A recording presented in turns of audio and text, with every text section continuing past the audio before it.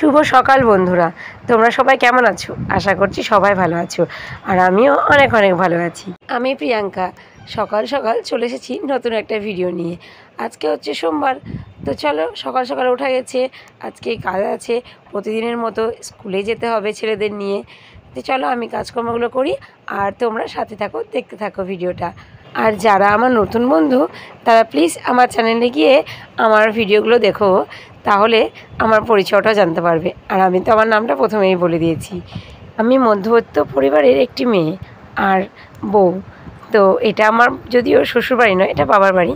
তো আমি এখানেই থাকি দুই ছেলেদের নিয়ে। তো ওদের নিয়েই আমার সংসার। ভিডিও বানাই কিন্তু বেশি কমেন্টে আসে না।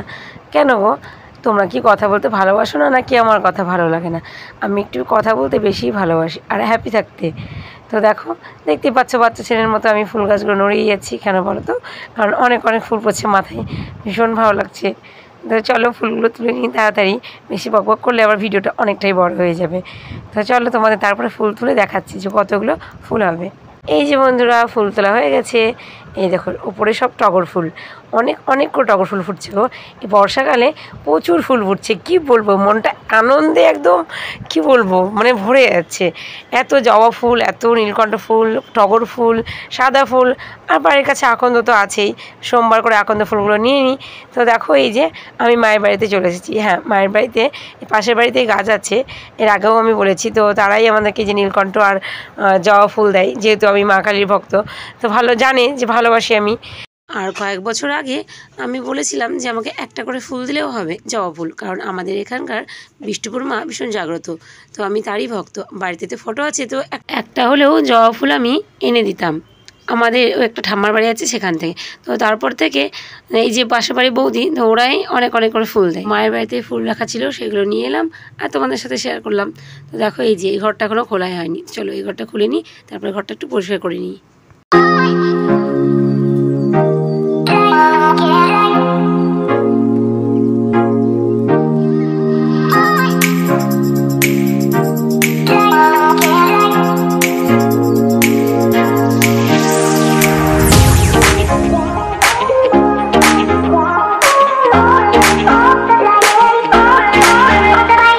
কথাই বলে না যে ঘুঘু পাখি নাকি বাড়িতে রাখা ভালো না, অশুভ। তো তোমরাও জানাও তো কমেন্ট করে, এইগুলো কি সত্যিই তোমরা মানো? আমার তো মনে হয় না, সেও তো একটা পাখি, তাই না?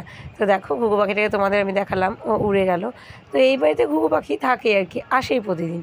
ওই যে খড়গুলো রাখা আছে, ওর ধানগুলো সব পড়ে থাকে, তো সেইগুলোই খেতে আসে। তো ওই বাড়ির কাজকর্ম তো হয়ে গেছে, তাই এখন আমি চলে এসেছি এই বাড়িতে আমাদের সৌনককে ডাকতে। আর এই যে এদিকে আমাদের গোলুবাবু, মানে আমার সৌনক সোনা, দেখো ঘুম ভেঙে গেছে, ওকে আমি ডাকলাম।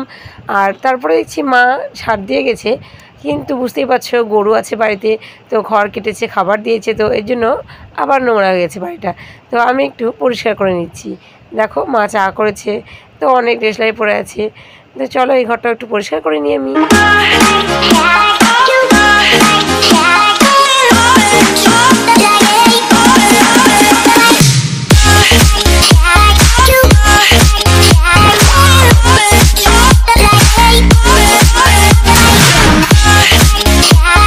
একজনের কাণ্ড তোমরা দেখতে পাচ্ছ, ওই যে দেখো ঘুঘু পাখি ধরবে বলে কেমন চুপি চুপি পা ফেলে ফেলে হাঁটছে। তো তারপরে হঠাৎ করে ওর মনে পড়লো যে ওই বাড়িতে বিস্কুট আছে কিনা। তো এটা ওরা করতেই থাকে, আমাকে জিজ্ঞাসা করলো, মা ওই বাড়িতে বিস্কুট আছে? আমি বললাম না নেই। তো দেখো এখনই ঘুরে চলে আসবে, এসে বিস্কুটটা নেবে, নিয়ে আবার ওই বাড়ি যাবে। তো তোমরা দেখো, তোমাদের আমি দেখাচ্ছি। এই যে চলে আসছে, দেখো হাতের মধ্যে কি দেখবে, এই যে এটা নিয়েও ঘুমিয়েছিল, দেখানোর জন্যই আমি আবার চলে এলাম। দেখো, তো পেছনে পেছনে আসলাম যে ও কী করছে দেখানোর জন্য। দেখছে গুড মর্নিং। এখন চলে এসেছি এই বাড়ি, তো করতে হবে চা, দুধ গরম, ছেলেরা খাবে। গ্যাসটা অন করে নিলাম আর বসিয়ে দিয়েছি জল গরম। কী হবে বলো তো, দেখাচ্ছি তোমাদের, দাঁড়াও কী করব আমি। এই যে হরলিক্স, তো এটা ও দাদুর কাছে এত বায়না করেছে যে নিয়ে এসেছে, দেখেছো ও কী বলছে তোমাদের শোনাই, দাঁড়াও। ছাড়ো লেখাটা, ছাড়ো লেখাটা, ছাড়ো। জুনিয়ার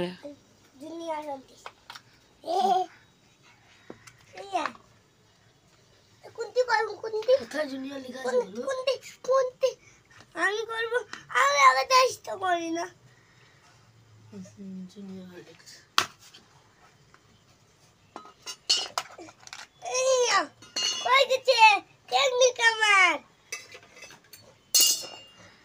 এদিকে এগুলো তো হলো না, কিছু না।